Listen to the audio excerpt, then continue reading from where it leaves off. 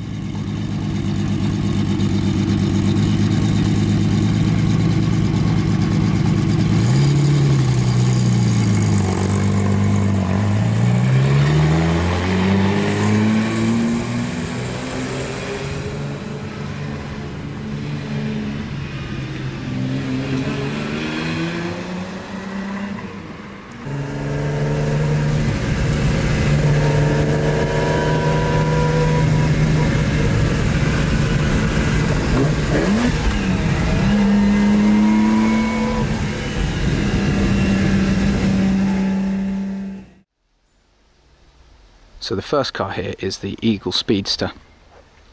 Now this is a version of the E-Type with a little bit more power than original, and of course the chopped roof. So this actually doesn't have a roof at all, so you've got to be somewhere sunny if you're out driving. Thankfully it's nice weather here in Sussex in England today. Absolutely gorgeous interior, red interior, and the paint is actually slightly metallic red. I don't know if you can see the sparkles in it just there. It's not completely black, it's got a little bit of a fleck in it as well. But this was the original car that went on Top Gear. It's the original car that's been modelled in Forza Horizon.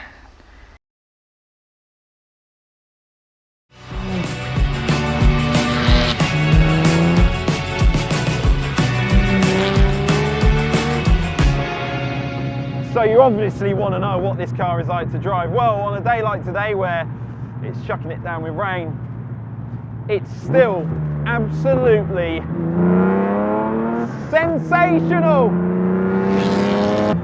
The handling is a blend between classic race car with modern day performance.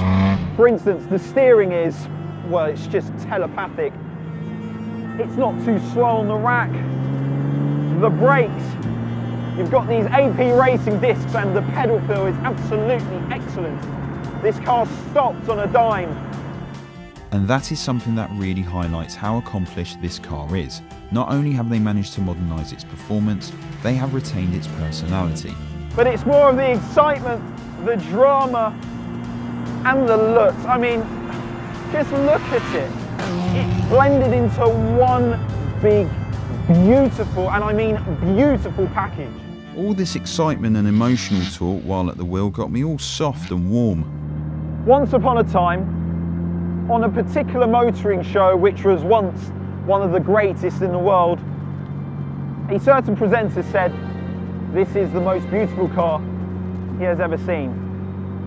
And ever since watching that programme nearly 10 years ago and getting to drive this very car, I completely agree. And that's what Eagle has delivered here, an experience. From the process of choosing what specification you would like, to then watching your car be built from start to finish from a team who genuinely love what they are doing. And once you get to drive it, the sensation of performance blended with quality and drop-dead gorgeous looks makes you feel proud. I have never come across a car company which has so much love, so much passion, so much enthusiasm, yet somehow retaining all the beautiful classic looks that we love and adore of old E-types. You'd think that recreating a modern version of this car would be sacrilege, but it isn't. What they've done is they've taken one of the most beautiful cars in the world and has turned it into one of the greatest.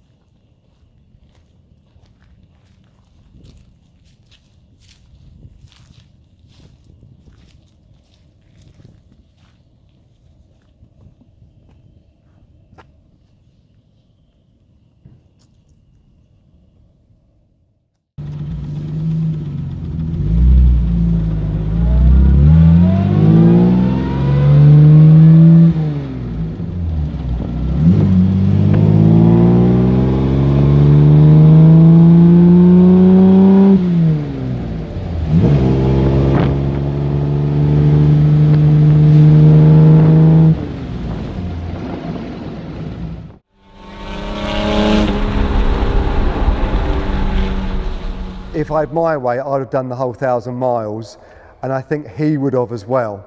But we split the driving 50-50, and we both had some nighttime driving, some driving in the sun, some driving in the rain. So we had all of the experience, and it was really nice to share that with Steve.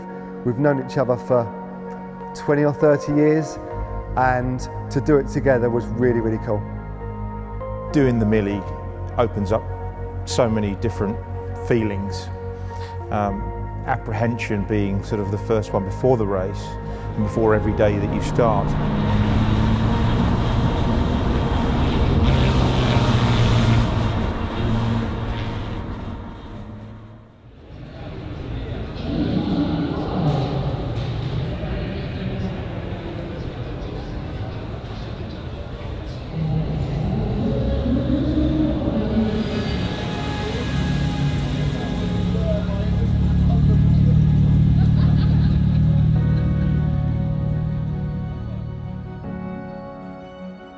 I was very apprehensive about what to expect. I knew it was 1,000 miles over the 4 days, some pretty arduous journeys in terms of time, 16 hours in a car.